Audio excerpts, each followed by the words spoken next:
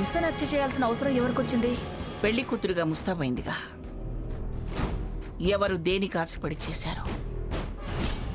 అయితే కావచ్చు, పైసాకి పరక్కి హత్యలు చేసేస్తున్నారుగా. ఏదైనా పోలీసులు వదలర్లేండి, మనకెందుకు ఆ విషయం, టైం వేస్ట్.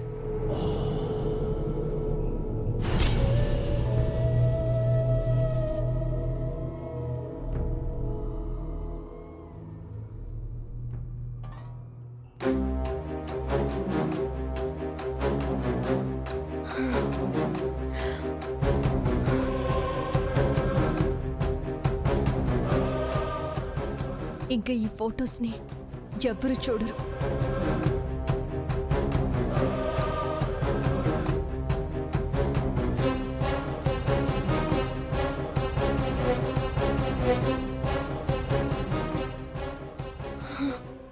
అదే నంబర్. వీడికేం పని పాట లేనట్టుంది, నన్ను టార్చర్ పెట్టడం తప్ప. మళ్ళీ ఏం బాంబు పేలుస్తాడో ఏమో. ఛ!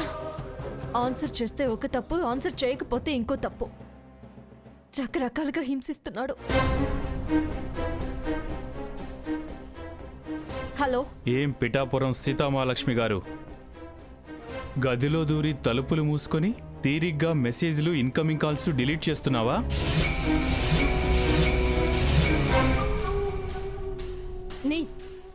నీకెలా తెలుసు? నాకు ప్రతి యాక్షన్కి నీ రియాక్షన్ తెలుసు. నీ ఆలోచనలు, నీ కదలికలు అన్నీ నిఘా నేత్రంతో చూస్తున్నాను. ఆ నేత్రం నీకు కనపడదు, కానీ నీ ప్రతి చర్య నాకు కనపడేలా చేస్తుంది. అందులో డిలీట్ చేస్తే ఏమవుతుంది? ఏమవుతుంది చిట్టి తల్లి? ఆ ఫోటోల మీద పేటెంట్ రైట్ నాది. వాటి ఒరిజినల్స్ నా దగ్గర ఉన్నాయి. చిటికలో అప్లోడ్ అవుతాయి. హలో హలో,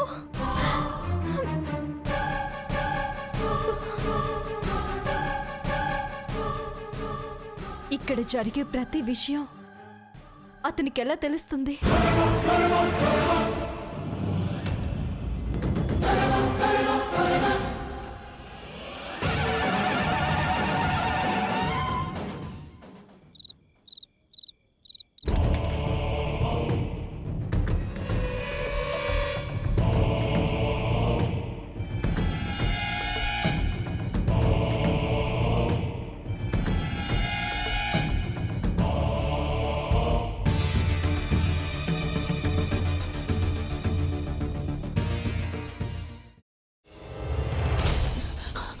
నువ్వు ఇంకేమన్నా చెప్పాలా?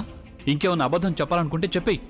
నేను చూడాలనుకుంటున్నాను నన్ను మోసం చేయడానికి నువ్వు ఎంత నీచానికి దిగజారగలవు అని. ఎందుకు ఆలియా, ఎందుకు నువ్వు ఇలా చేసావు? నీకు తెలుసు కదా, నానమ్మ తర్వాత నీ ఒక్కదానిని కదా నేను పూర్తిగా నమ్మేది. ఏమన్నావు నువ్వు? ఈ మధ్య అన్నిటినీ మర్చిపోతున్నావా? అది చాలు. వాటిలో ఉన్న శక్తి విషయాన్ని గ్రహించి మనకు వివరిస్తాయి.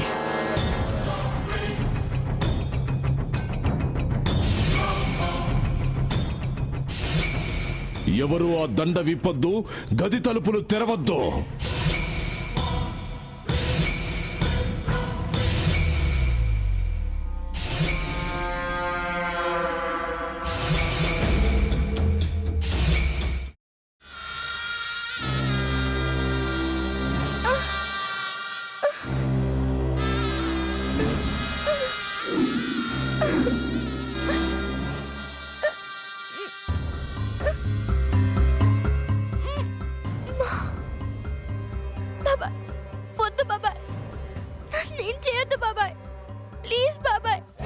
నీకు నిజం తెలిసినప్పుడే నా ఆలోచనలో నువ్వు చచ్చిపోయావు.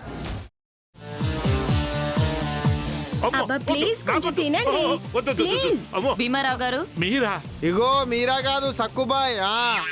అవును, మీ పనామే లేచిపోయిందని చెప్పి కంప్లైంట్ ఇచ్చినావు కదా. రేయ్, ఆయన కంప్లైంట్ ఇచ్చింది లేచిపోయిందని కాదు, కనిపించడం లేదు అని. అట్లానా?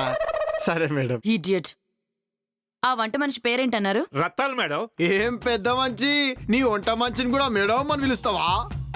రేయ్ హాఫ్ బ్రెయిన్,